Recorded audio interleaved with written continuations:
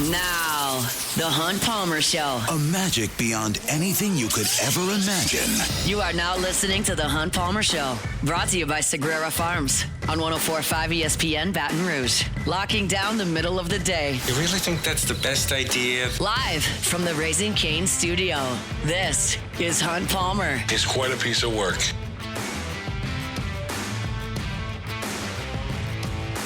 Hour number 2, final hour of the week here on the Hunt Palmer Show. We're brought to you by Sagrera Farms Premium Angus Beef. As a reminder, we will not be on air tomorrow. Giving off for Good Friday. We'll be back in action on Monday. Hope everybody has a happy and safe holiday weekend with family and friends. We got one more hour to get you there, and we're fired up for it. Chris Blair will be here in 15 minutes talking Tigers. I'll preview LSU and Tennessee in 30 minutes at the bottom of the hour.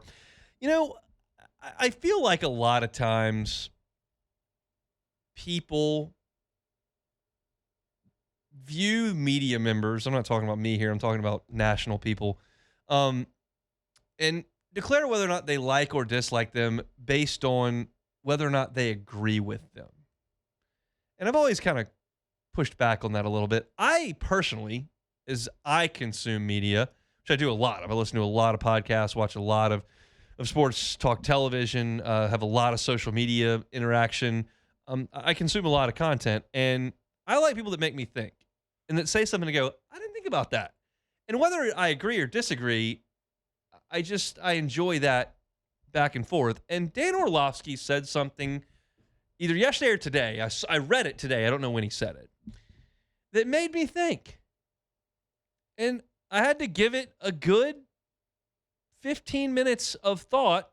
And Ross Jackson ultimately swayed me at LouisianaSports.net into what I truly believe. And what Dan Orlovsky said was that the Saints will regret not trading up last year to take Tyler Shough in the first round. And I thought, wait a second, but they got him in the second round. Like, why would you trade up to a spot you don't need to get to get the player you got in the second round? And the answer is simple, because you would then have the option to extend him to a fifth year on his rookie deal as a first round pick. And I thought, that's interesting. That's an interesting way to think about it. Yes, you could have gotten him later, but if you do trade up, you can play your rookie quarterback on another year. And how often do I tell you that I love the fact that the Saints have got this guy 3 more years on a rookie deal? I think it's awesome. So in that line of thinking, like, it would be great if they had him for a 5th year on a rookie deal. So I thought to myself, if you traded up to do that, is that 5th year worth it? Because you would have lost a draft pick last year, or maybe one this year, to get that done. Okay, that's one side of the coin. And Ross writes on LouisianaSports.net, well, actually, it was better to just take him at 40. And Ross's rationale is because rookie quarterbacks that are drafted in the first round rarely play on that rookie deal into their 5th year. He did the research on it. There were 9 quarterbacks in the 2020 and 2021 NFL drafts taken in the first round. And only one of them, Tua Tagovailoa, played on the 5th year and wasn't extended or didn't have the option exercised at all. So it's like, it goes one of 2 ways if you're taken in the first round. Either before your 5th year, we're going to extend your contract because you're a franchise, or you're not playing here anymore. We're not even picking up the option. Interesting. And you don't, while it sounds like great fortune to take a quarterback in the first round who becomes your franchise quarterback, and you have the option to just extend him on his rookie deal for a 5th year, that sounds great. And in a vacuum that's emotionless and it's just chess pieces you're moving around, that's ideal. You got a 5th year quarterback who's your franchise, who's cheap. It doesn't work like that. That's not how the business works. There are agents involved. There are millions and millions, tens, hundreds of millions of dollars involved. And you're not going to get a Pro Bowl caliber quarterback to play on a rookie contract in his 5th year. It's not going to happen. Like, that's just not realistic. You're going to have to up the ante on that. So at that point, you've traded away a draft pick and you're not even getting the advantage on the back end with that 5th year because it's just not realistic. So the Saints have done what they set out to do. They've gotten a quarterback on the cheap that looks like their franchise in the 2nd round, and they didn't trade any assets up to do it. And now they continue to have those assets. And as Ross writes on LouisianaSports.net, you want to trade up this year to get a player who you can play on a 5th-year deal as a first-round pick, and there's somebody that you feel is a Pro Bowl caliber player, like you have the option to do that, to have that player play a little bit cheaper around Tyler Shough. It's more likely to get a corner or a wideout or a safety or an inside linebacker to play on that rookie deal for a 5th year than a quarterback. That makes all the sense in the world to me. So I appreciate Dan Orlovsky for coming up with the thought, well, you want this quarterback on a cheap deal for 1 more year. The fact of the matter is, Tua is the only one that got to this, and now you see what he didn't even play for that team anymore. It all fell apart around him. Now, some of that's health-related, and there's no certainties here. There's no certainty the Saints could get Shough at 40. There's no certainty that Shough is going to be a franchise quarterback. That's still not certain right now. There's no certainty he's going to be a Pro Bowler. You're working off of the diligence you've put in, and you trust your decision-making to lay out all this stuff. But the Saints have done this correctly by my estimation. Appreciate Orlovsky's thought. More so agree with Ross Jackson that this is a better way to go about it. And Ross cites examples. Green Bay signed a 2nd contract after with Jordan Love after his 3rd year. Like, eligible to agree that extension, bam, hit it. And that's more often what's going to happen. Burrow got the big deal. That's the way this thing goes. And you hope as an organization, you're in a position to give your quarterback a ton of money after 3 years. That's the goal. Because if you're not, your quarterback's probably not any good. So while it's great to play on that first deal, and I'm pumped for the next 2 years of the Saints roster management and their ability to put some things around Tyler Shough and see what he can do, you hope that Tyler Shough plays his way to where he's got to go to the front office and say, sign the check. Makes filling out the rest of the roster tough, but it's easier to fill out a roster than it is to find a franchise quarterback and go win a Super Bowl. Now, I'm not here to tell you that Sam Darnold is the greatest player that ever lived. And I am here to tell you that I'm seeing quarterbacks play in Super Bowls that don't necessarily look like they're ticketed right for the Hall of Fame, unlike my childhood where the whole thing was littered with Manning and Brady and you know the names, Roethlisberger, Rodgers, Russell Wilson. Like, these were the guys that were playing in Super Bowls year over year. And you're seeing teams that are really good in the NFL right now that don't have necessarily first ballot Hall of Fame quarterbacks. But the Saints are in a good spot, and they did the right thing. I appreciate Dan Orlovsky for that thought process, but ultimately, once you look at it a little bit more closely, which I enjoyed doing, I side with the fact that the Saints did this thing right, and now it's about continuing to do things right, continuing to hit on draft picks, and making sure that, no, you didn't have to trade your middle round draft picks last year where you got Quincy Riley and you got Jonas Sanker and you got some guys that Danny Stutzman you think can help. You didn't have to trade that pick to move up.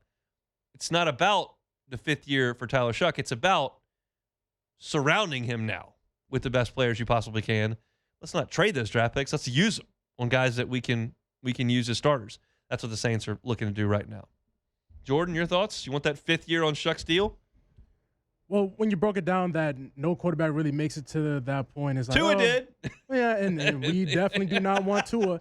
Matter of fact, I cannot wait to play Tua this year. I actually cannot wait to see him in the dome. So, as time goes on, I get more and more nervous about Shough because it feels like it's just too much going on with Shough. Even though last year when he first got here, he We're wasn't anointing everybody's him. face. Yeah, we're anointing him. It kind of feels like the Browns that second year of Baker Mayfield when he was on all the commercials, on a progressive commercial. Every time you watch the game, he was on the progressive commercials and all this, and he had a terrible year. And eventually that led him getting out of Cleveland, even though it's Cleveland. Let's preface that it is Cleveland. Nobody works in Cleveland. Nope. But it's just like, I just want him to prove it that he is the guy. You know, we're sitting here like, okay, we're projecting him to be the guy. We're hoping, like, we all want him to be the guy. Yeah. But as time goes on, I just keep seeing him. He's doing these podcasts. He's out and about. He's in Paris and all this. Like, can he finally just solidify that we really don't have to look for another quarterback? Like, we are shucked. Like, we really are here. How many weeks will it take to do that if he plays well? 3? Well, knowing that our schedule is going to be pretty weak, you know, it should not take long. Honestly, if he starts like maybe week 2, and we're looking at maybe 6 touchdowns total in 2 weeks, maybe 1 intercept, maybe 2, I think we're rolling. Because it's got to. I feel good about it. Yeah, we'll feel real good about it. I'm just ready to play. I just want to play so bad. Let's get him out there. Let's play college baseball first. True. Says nobody. Says like 4 people in the world. I'm one of them. Sagrera Farms brings you our Thursday shows each and every week. We'll chat with Chris Blair coming up next. The Hunt Palmer Show. Fabry Chevrolet GMC, FabryChevrolet.com, FabryChevrolet.com. It's that time where you start thinking about that first family vacation, that summer family vacation that's coming in 2026. And if you're thinking that maybe your vehicle is not in the shape it needs to be to take that drive, or you're just thinking you might need a new one, check out Fabry Chevrolet GMC. They've got an incredible inventory of SUVs that are great for family road trips. On the Chevy side, you got Tahoes, you got Suburbans. On the GMC side, they got your Yukons and Denali's. Just start thinking about that. Doesn't mean you have to run to the lot right now. You can, Highway 61 in St. Francisville. Doesn't mean you have to run to the website right now. You can, FabryChevrolet.com. But just start thinking about it. If you're thinking about, I'm not sure exactly what SUV I want to look for. Well, I know who you need to contact. It's the Fabry family because they've been at this for 35 years. They've got a wonderful reputation in town because of the experience that people have had for 3+ decades dealing with the Fabry family. They're thrilled to have this Chevrolet GMC point on Highway 61 in St. Francisville. If you're in Baton Rouge, make the short drive. Obviously, if you're in the Felicianas, right there. Point Capite, right there. Fabry Chevrolet GMC. They're on Highway 61 in St. Francisville. Online at FabryChevrolet.com. You're listening to The Hunt Palmer Show, brought to you by Sagrera Farms.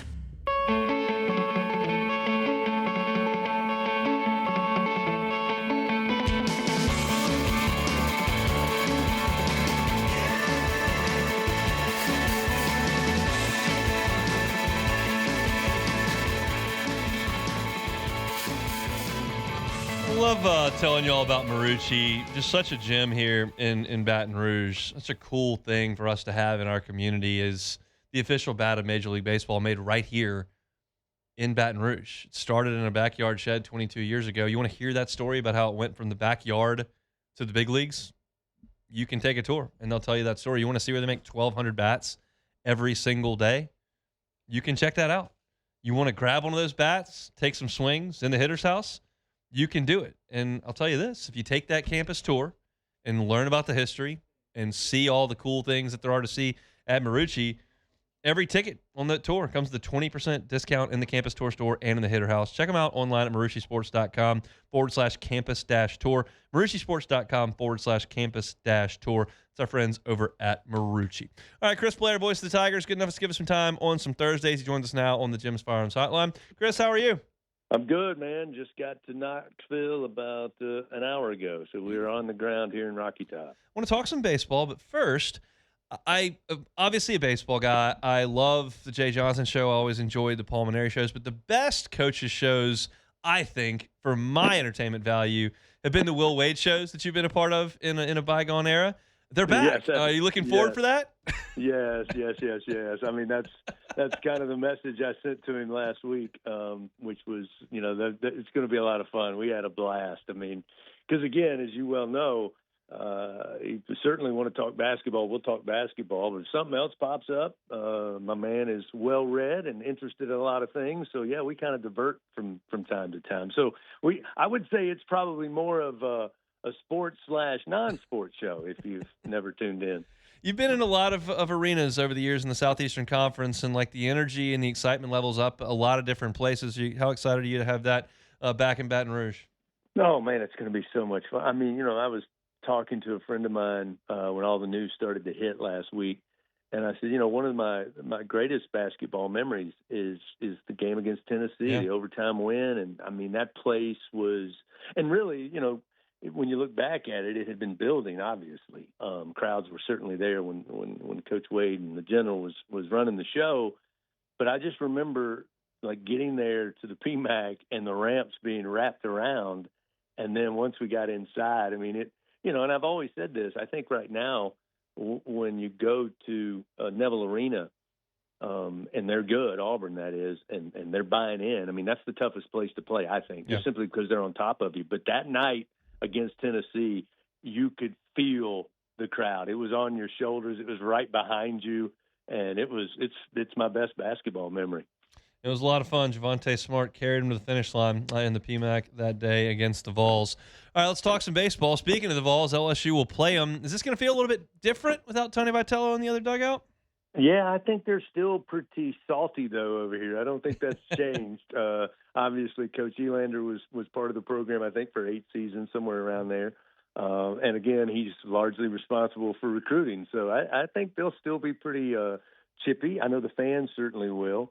Looking forward to seeing the renovations. They were, I guess, currently the most recent to do so at their facility, which up until they did, literally was probably 14th in the league, and that's being kind. But apparently, it's got a great atmosphere. Don't get me wrong. But now the facility's kind of caught up to where they are as a program. But no, I don't expect it to be any different than the last 4 years. I was kind of looking at Zach Cowan through 3 weeks going, I don't know if I recognize this guy. For the last 3 weeks, I have. What have you seen from the Tiger right-hander? Yeah, I mean, I think it is, it's when you look at the numbers through the first 3 weeks, you're kind of flabbergasted. And then, you go back to as recently as game 2 this past weekend. I mean, you're watching what you saw a lot of last year, especially down the stretch. And that's what you get when Zach gets on the mound. And the fact that you've seen that now over the last couple of weeks has to make you feel better. And I think that's part of why Coach Johnson has still continued to say, we're off a little bit where we want to be from a pitching standpoint. We're not as far away as maybe it looks like, or maybe we were, a month ago. And I think Zach's a big reason for that. Jay loves to use that whole roster. He likes depth. He likes matchups. But it seems like to me that John Pearson at third and Seth Dardar at second are kind of staking their claim. Do you expect to see them for 3 games this weekend? Yeah, I got as close as I could possibly get him to on Monday night during the radio show of saying that. Mm-hmm. And I think you and I worded it the same way, which was, Coach, obviously with matchups, things will change. But are you getting closer to an everyday position group? And he said, we're as close as we've been all season. So, I don't think he would ever say to the nth degree, because I do think that, as you pointed out, there's going to be some matchups that maybe will move that a little bit, that second and third base position. But I think now that Aaron Beatty is back fully healthy, you're going to feel good about going with either Cerna or Aaron Beatty or Dardar. If you had to do any more position changes, they've got a place as designated hitter. But I think for the foreseeable future, you're going to see Pearson at third, Dardar at second, and probably a 2-1 on the weekends, Cerna and Aaron Beatty behind the plate. And you look at it, LSU, I'm sure, will not announce a starter for Sunday's game as they get ready for Friday's game when they announce all Breaking that. News. Breaking news. Oh yeah, well, exactly. Yeah. There will be no news. I'm not much for breaking news, but and I'm not really breaking news. It was released earlier today. Tennessee, by the way, is going to change up their starting rotation. Okay. They're adding one new guy to the rotation, and then they switched, I think, 1 and 2, game 1 and game 2. But they certainly are making a change. And we were told that it will be Kason Evans coming up tomorrow night. It'll be William Schmidt on Saturday, and Gavin Guidry will start the game on Sunday. That's stunning to me. What's gotten into the baseball coach? Has he been held hostage? I was as stunned as you were, but we got off the plane. I said, Bill, I do Hunt Show at 2:15, 3:15 Eastern. He goes, oh, no, check your email. Ben Beatty from the SEC put out the pitching matchup. So I opened it up and I read what the SEC released. All right, well, I'll check that out. So the question I was getting to there is just like, how important are Case and Evans and William Schmidt to this thing, considering even if it is Guidry, I don't expect Gavin Guidry to go 8 innings on Sunday. So you feel like the bullpen's got to be used on Sunday. That puts some pressure or some expectation, I should say, on Evans and Schmidt, no?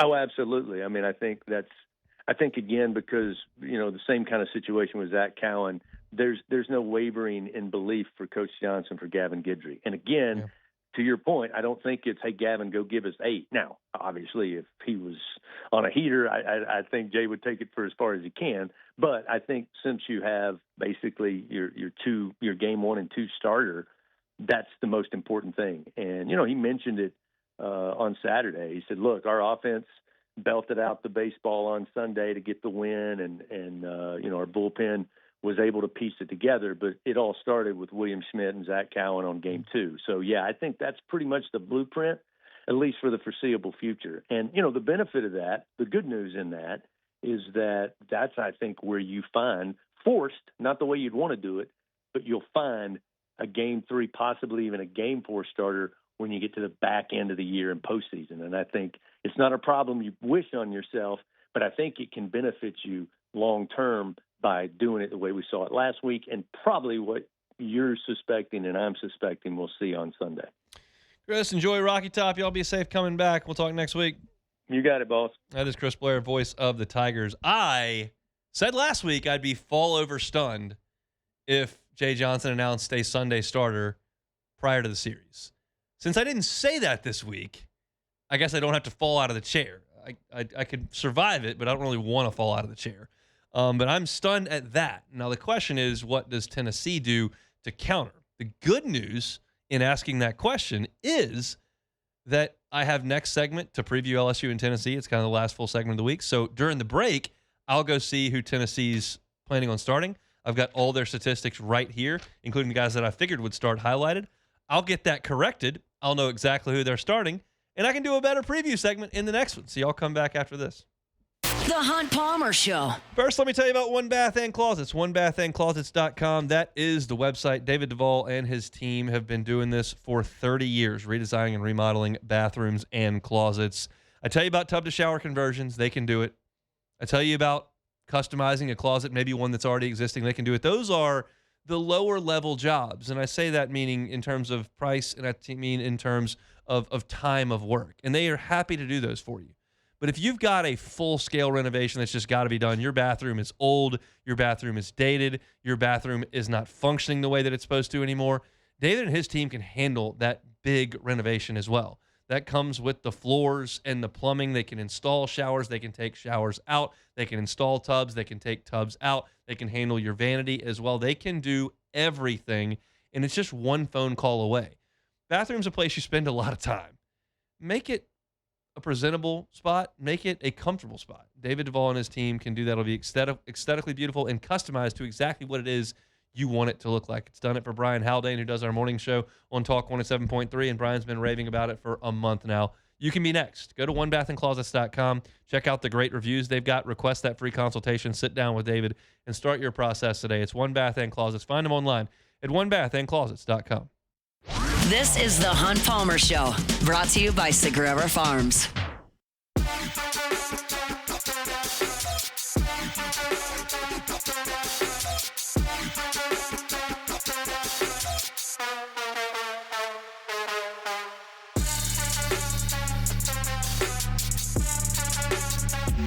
Sagrera Farms brings you our Thursday shows each and every week.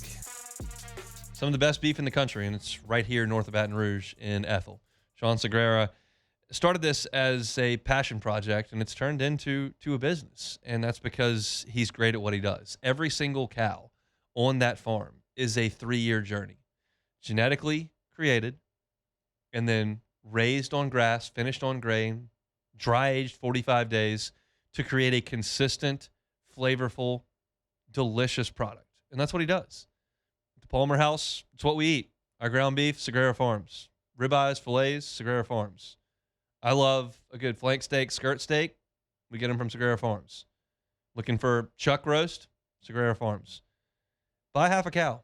Buy a side. Buy a whole cow.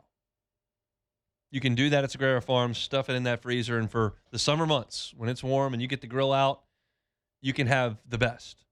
Call Sean or send him a text, 719-1723.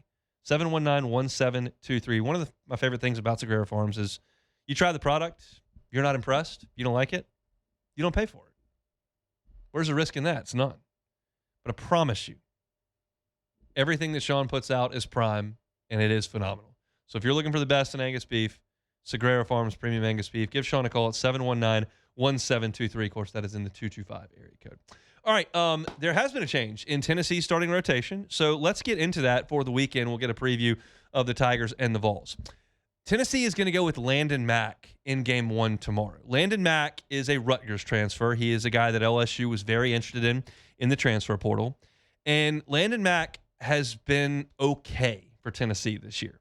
His stuff is very good. He overpowered Nichols with 9 strikeouts. He overpowered Kent State, who is very good. If y'all remember, Kent State came in here and played LSU tough. They went to Knoxville and took a game that took a series. They're good. And he struck out 11 in that. He struck out 9 Tennessee Vols and didn't walk. Vanderbilt Commodores last week didn't walk anyone. But also, with that great stuff, Landon Mack has gotten hit a lot this year. He's a right-hander, fastballs in the mid to high 90s, good breaking ball. But let me read these lines to you. Against Georgia, he went 5 1/3, so worked into the 6th inning, 9 hits, 4 earned runs. He gave up 2 homers to the Bulldogs. Against Missouri, he worked 4 innings against Missouri, 6 hits, 2 runs.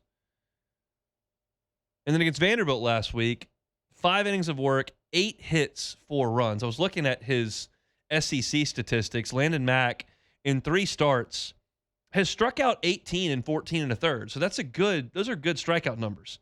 Opponents are hitting .371 in league play against him. That's a lot. You look at Saturday, and Tennessee is going to go with Tegan Kuhns. Now, Tegan Kuhns and William Schmidt will pitch on Saturday. These are 2 of the most physically gifted right-handers in the sophomore class in the country. You will see both of them at 95 miles an hour, 96, 97 potentially, settling around 93. You will see good breaking pitches. These are guys that look like SEC aces but haven't quite made that jump yet. Kuhns was the Friday guy for Tennessee until last week. They moved into the bullpen. He worked out of the bullpen last week. Now he's back in the starting rotation on Saturdays. Right-handed. He, in SEC play, 12 innings of SEC play, Tegan Kuhns, 17 strikeouts, 2 walks. That tells you the stuff. Big fastball, flies through the zone. He pops around off the mound. You're not going to like Tegan Kuhns very much. When he gets a strike, he'll strike out, he'll motion to the dugout and do a look-at-you thing. He's got some juice to him on the mound. He looks like a Friday night ace, but his numbers aren't as good. You're talking about a guy who has an SEC ERA of 6 and a batting average against an SEC play of 327. And they'll go with Evan Blanco on Sunday. Blanco was the Friday night guy for Virginia last year. Now, Virginia didn't make the tournament last year, but he had a good year, and he's been pretty solid for him this year, but he got hit pretty hard by Vanderbilt last week. They hit 2 home runs in the first inning. They got a lot going in the second inning with a couple of fortunate swings, had a check swing hit, had a ground ball in the infield that Tennessee threw away. But I'll tell you about this rotation with Mack, Kuhns, and Blanco. We are used to, at Tennessee, Chase Dollander, Chase Burns, Liam Doyle. Those guys were first-round picks, crazy stuff, just brutal aces at the front of rotations, right? Even guys like Ben Joyce in the back end who threw 103. Like, this was the talent Tony Vitello and Frank Anderson had. This staff doesn't scream that to me. Kuhns has that ability, but he hasn't harnessed it, so much so they didn't start him on the weekend last week. Mack has some good stuff, but look, 371 batting average in league play is a 371 batting average in league play. And then Blanco does not have elite stuff. He's a nice left-handed pitcher, does not have elite stuff. They'll throw Brandon Arvinson at LSU at some point out of the bullpen. He's a left-hander that's 91, 92, sweepy slider. It's not a monstrous staff for Tennessee. It's good. It's talented. Mack will be a high draft pick. LSU wanted Mack. Kuhns will be a high draft pick, but it's not Dollander. It's not Burns. It's not Doyle. Now, the offense I can't figure out because this offense at Tennessee has got some guys with big talent. Like Henry Ford is a big talent. Blaine Brown is a huge talent. They got him from Rice. He throws really hard from the mound. He's got big power ability. But Henry Ford is hitting 225 in 9 league games, and Blaine Brown is hitting 211 in league games. Jay Abernathy has been in that program for 3 years. He's 1 for 20 in league play. 1 for 20. They've taken him out of the lineup. Now, Levi Clark has been a good player for them, and he's hitting 304 in league play, but only 1 home run. In Tennessee, if you're not familiar with the names, I probably pay closer attention to that than most of you. Just let me give you the statistics here, and this is for the season. This is not a 9-game sample size. This is for the year. Tennessee is 14th in the SEC in runs scored of 16 teams. They're 14th in batting average. They're 15th in drawing walks. Like 14th in run, 14th in batting average, 15th in walks. And so you would lean back on, well, they always hit a lot of home runs, right? That's under Vitello, Tennessee always hit a ton of home runs.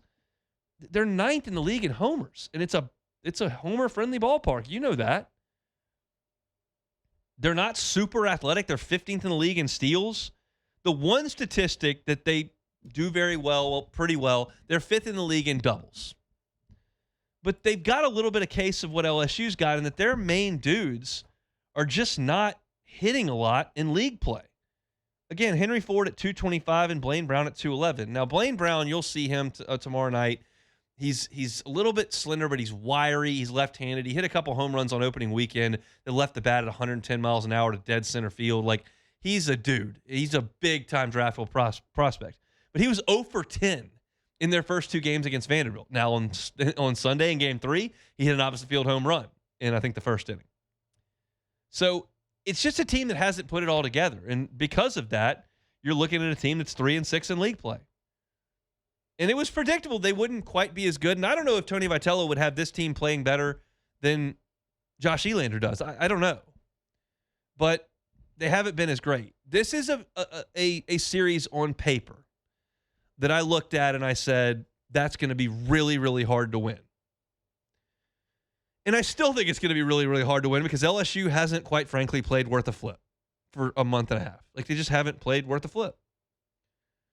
But it looks different on paper than it did in early February because Tennessee does not have its weekend rotation solidified beyond one guy, Cam Appenzeller, who you will see at some point this weekend. The bullpen's just been okay.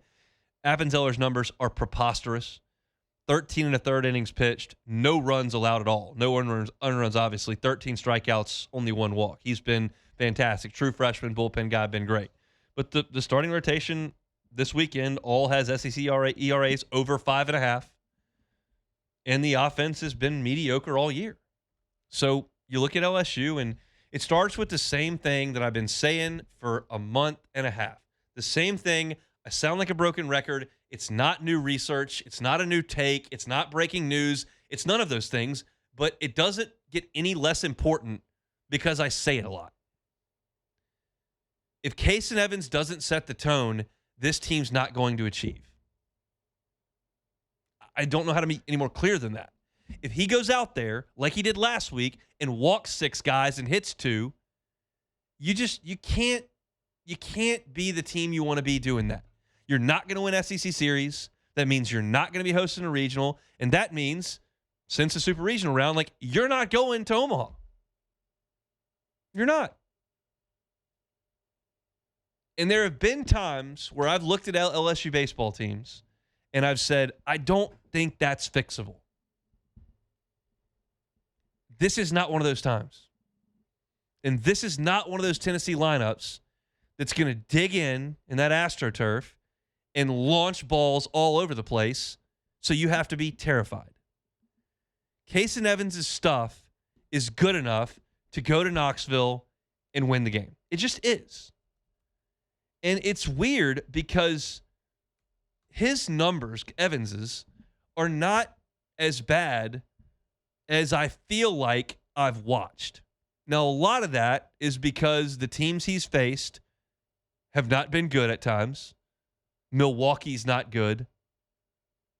Sacramento State is not good. Northeastern is not good. So there's a part of that. But do you realize for the year that Kason Evans has 53 strikeouts against 19 walks, and opponents are hitting 194? He's allowed 1 home run on the season. He's allowed 2 doubles. He's allowed 4 extra base hits total in 36 innings with a strikeout to walk of 53 to 19. But too many walks, 19 of them in 36 innings. It's ridiculous. And then he's hit 4 guys. Plus he's uncorked 6 wild pitches. So it's not like statistically he's way off. And you can tell immediately because you can tell what his fastball looks like quickly. And in the game 2 weeks ago in Oklahoma, it was dialed. Last week, in the first 3 innings, it was terrible. In the last 3 innings, it was great. And he's had outings like that, too, where something clicks midway through.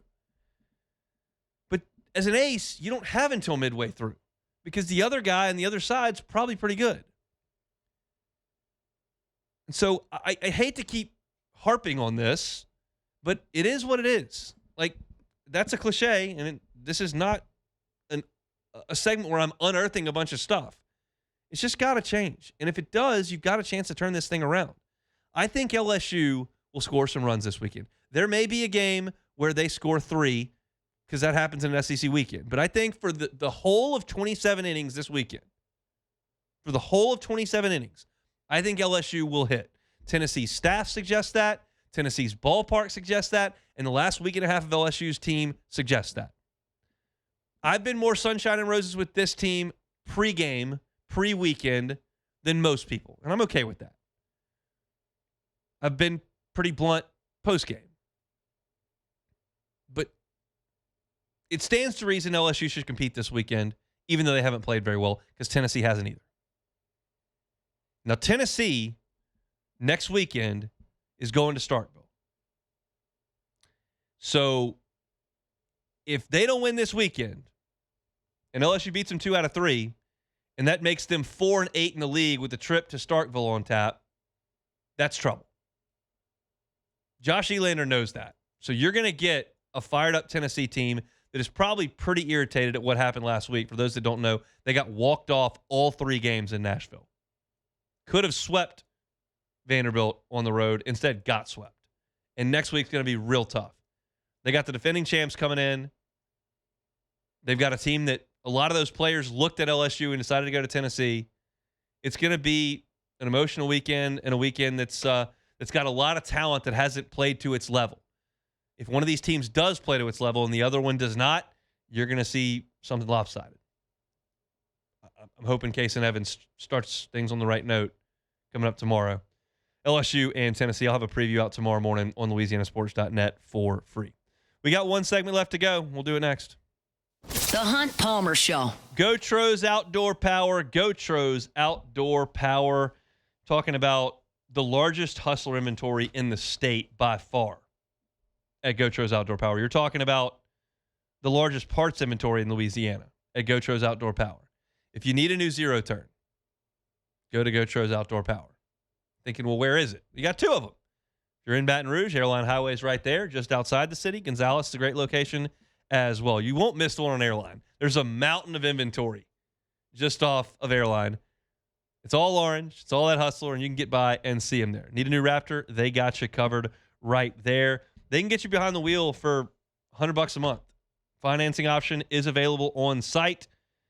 And look, they've got their own extended warranty. GoTro's is the warrantor.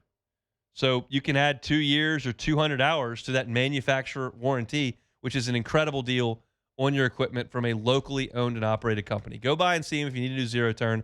It's GoTro's Outdoor Power. You can find them online at GoTro'sOnline.com. You're listening to The Hunt Palmer Show, brought to you by Sagrera Farms.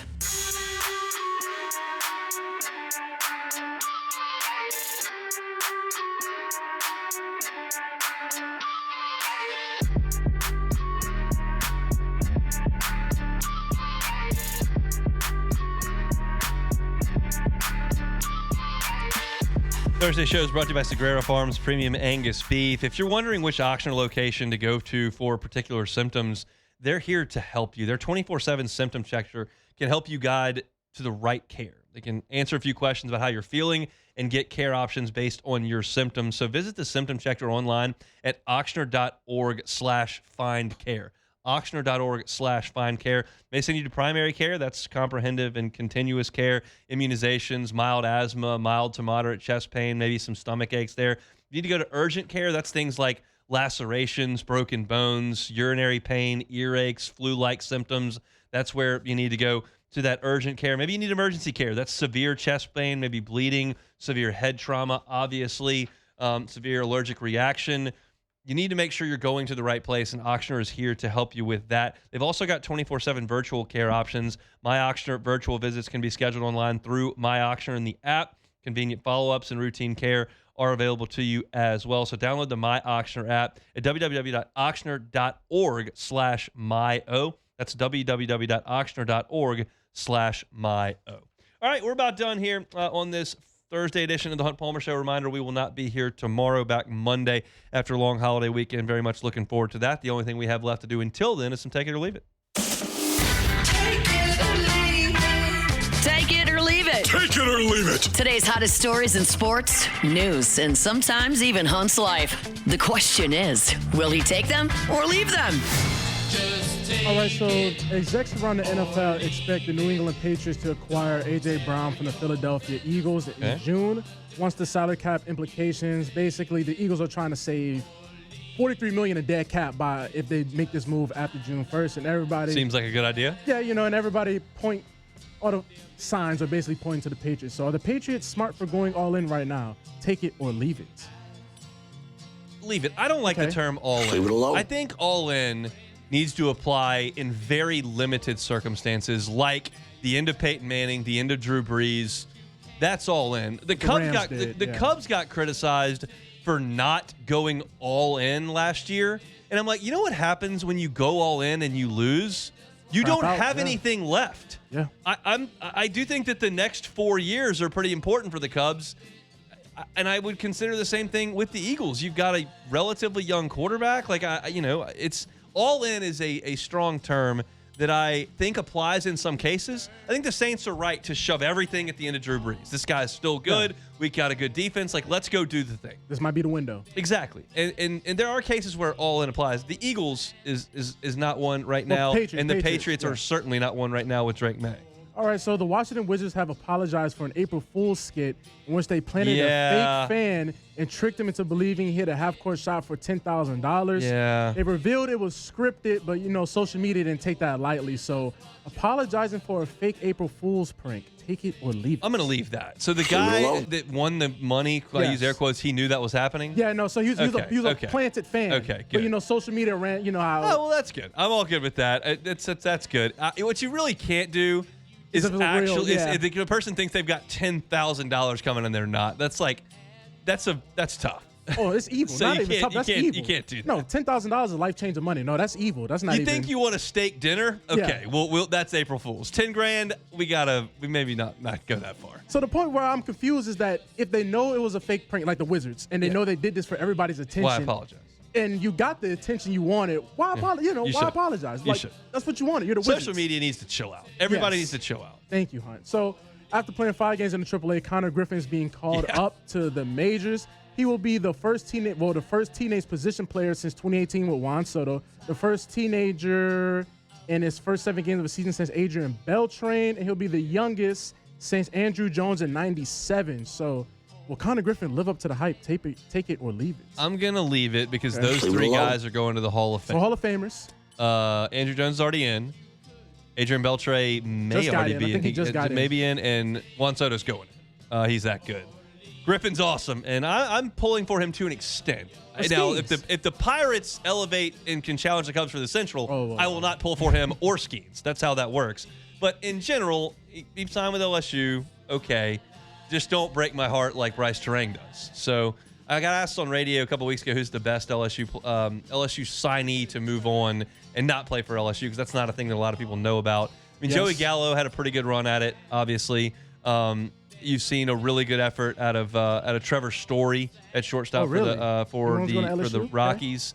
Deliner DeShields has been an MLB here for a bit. Bryce Durang's probably the best player now. He was with Team USA in the World Baseball Classic, but Connor Griffin's got the upside, and it might be him in time. Jacob Mizorowski, too. That's it for Take It or Leave It. That's it for us. If you missed any of the show, catch it on demand wherever you find your sound. Matt's going to drive you home to start the weekend for me. We're back Monday. It's Hunt Palmer Show. The Hunt Palmer Show. First American Bank and Trust. Got to tell you about First American Bank and Trust before we get on out of here. I got to get a haircut, but I'll tell you about First American Bank and Trust. Started up in 1910. Been here for 116 years. That means you're doing something right. And what they're doing right is being a community bank that's part of the fabric of the community and makes decisions that are beneficial to those in their community. That's what separates them from the national banks.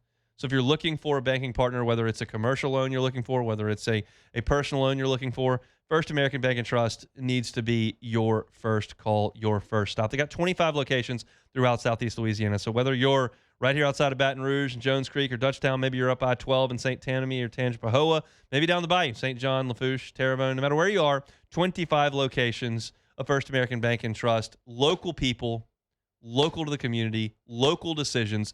First American Bank and Trust, online at fabt.com.